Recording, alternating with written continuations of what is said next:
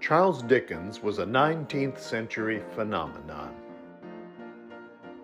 There had been no one like him before, and there would be no one like him to come after. One literary critic called him the first superstar of modern English literature. Everyone read his books.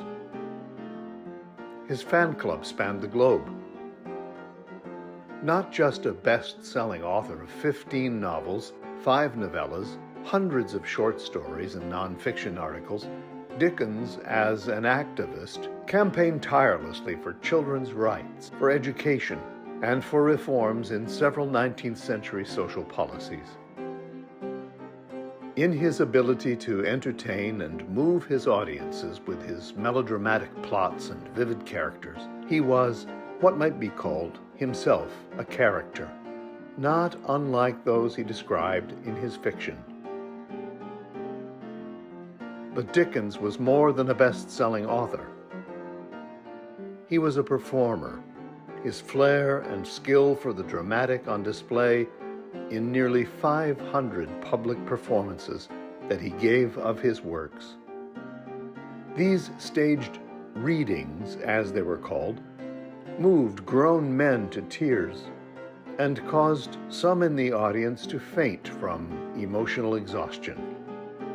Ticket lines often stretched for 3/4 of a mile, queuing up in the hope that the sold-out events might afford just one more open seat. And on St. Patrick's Day, 1868, Dickens found himself, quite by accident, in a place called Utica. This is that story.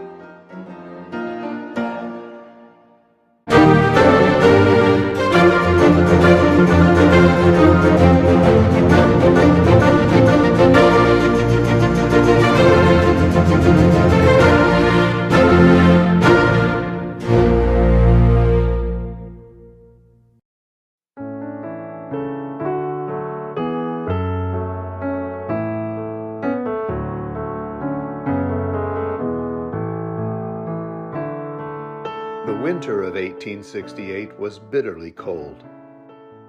Dickens was on a performing tour that began in Boston on December 2nd, 1867, and concluded in New York City in April 1868. Let me just say that it was the best of times. It was the worst of times. Permit me to sketch the latter first, so that we may come round and end on a happier note.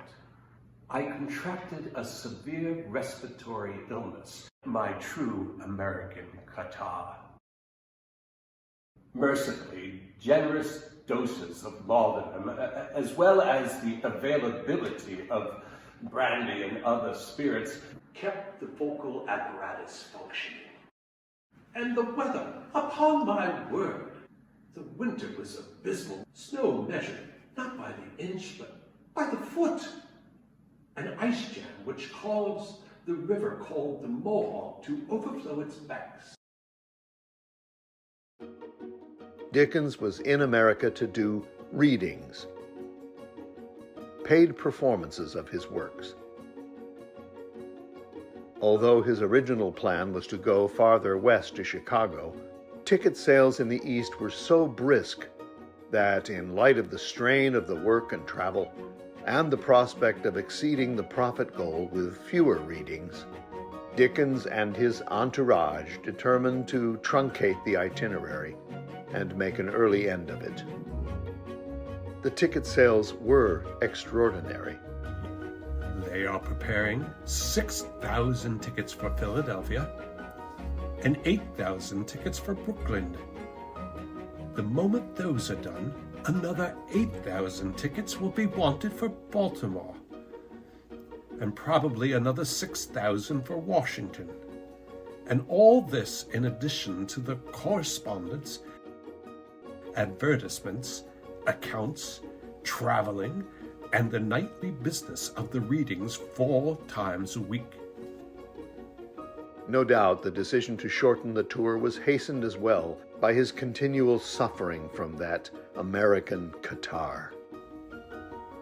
and I cannot get rid of this intolerable cold.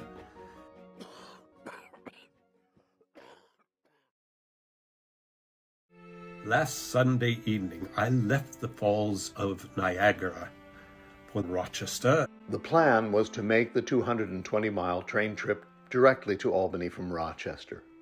But an unexpected series of events caused a major disruption of the itinerary. In the words of Dickens' own correspondence, as there was a great thaw, and the melted snow was swelling all the rivers, the whole country for 300 miles was flooded. On the Tuesday afternoon, the train gave in and stopped at a place called Utica. a letter that was written by Dickens from Albany 2 days after his night in Utica expresses his frustration at the great inconvenience and the threat to plan performances forced upon him by the ice jam at Ilion that caused the Mohawk River to overflow its banks. But in this letter his mood soon turns warmer as Dickens expresses his pleasure for the fine service that he received in Utica. More fortunate than some of his fellow passengers, Dickens was to find a room there for the night.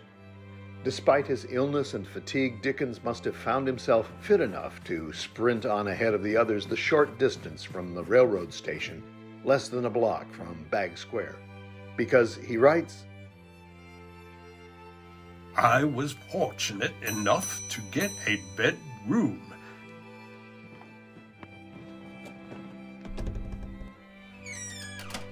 And garnished it with an enormous jug of gin punch. Dickens must have gone out immediately to Genesee Street to seek food and drink, because his brief description of Utica consists of one sentence. The greater part of the place was under water, while the high and dry part could produce nothing particular to eat.